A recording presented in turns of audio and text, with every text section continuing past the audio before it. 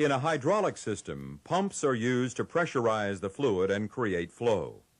These pumps take hydraulic fluid from a reservoir on their inlet or suction side and force it out the pressure side to the rest of the system, where it can be used to perform work. In this lesson, we are going to look at what happens at the suction side of a pump. But before we can understand how the suction side of the pump works, we must understand atmospheric pressure. Normally, we think of air as being weightless, but actually it does have a weight. Imagine air as blocks piled up on the Earth's surface. This pile of air is exerting a pressure on everything, every rock, every plant, every square inch of your body. You can't feel it, but it's there just the same. So how much pressure does this pile of air exert? One way to determine that is to close one end of a glass tube and then fill it with mercury. Now we invert the tube in a bowl of mercury. The only thing that can affect how much mercury remains in the tube is the pressure of the atmosphere on the mercury in the bowl. In fact, we can actually determine by measuring the height of the mercury in the tube just how much pressure is exerted by the air piled upon the Earth's surface. As you can see, the column of mercury is approximately 30 inches. Actually, it's 29.92 inches under normal conditions at sea level. If we tried the same demonstration on top of a mountain where there is less air piled above us, we would find that the mercury would not rise as high in the column. That's because there would be less atmospheric pressure available acting on the mercury in the bowl. 1 inch of mercury exerts a pressure of about 1/2 pound per square inch. Therefore, 30 inches of mercury exerts a pressure of about 15 pounds per square inch. That's the approximate pressure exerted by the atmosphere at sea level. Atmospheric pressure can be stated either in inches of mercury using the letters Hg, the chemical notation for mercury, or in pounds per square inch, which is usually shortened to psi. Most gauges used to measure pressure in a hydraulic system indicate the amount of pressure above atmospheric pressure. This is called gauge pressure, or psi-G.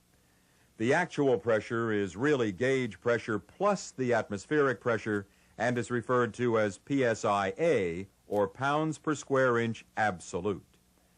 In a hydraulic system, pressure is created at the outlet side of a pump, but the inlet side of the pump creates vacuum, the opposite of pressure. Vacuum is usually expressed in inches of mercury vacuum. To explain vacuum a little better, let's place a hollow glass tube in a bowl of mercury.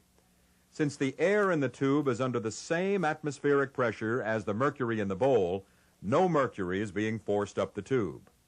With a vacuum pump, we can pump some of the air out of the top of the tube, creating a partial vacuum.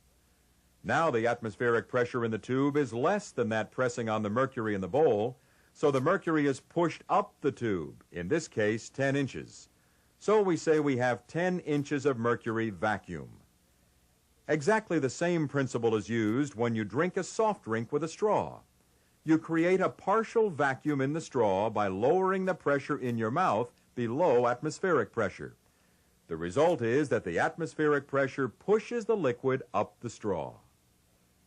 Remember, the numbers on a vacuum gauge read in inches of mercury vacuum. That means they indicate how much less than atmospheric pressure, how much suction, is on the inlet side of the pump.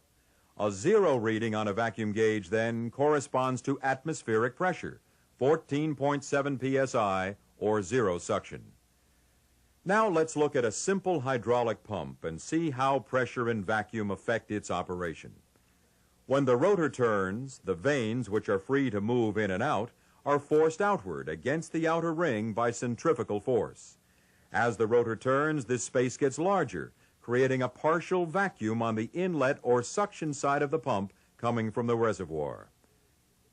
Because there is less pressure here, atmospheric pressure in the reservoir will push the fluid into the suction line and up into the pump, just as we saw with the soda straw a moment ago.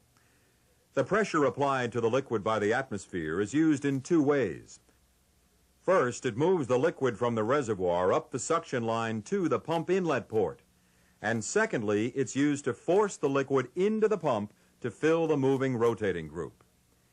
If moving the liquid from the reservoir to the suction port requires too much of the atmospheric pressure, for example, when the pump has been mounted too high above the liquid level in the reservoir, there is not enough pressure left to force the liquid into the rotating group fast enough.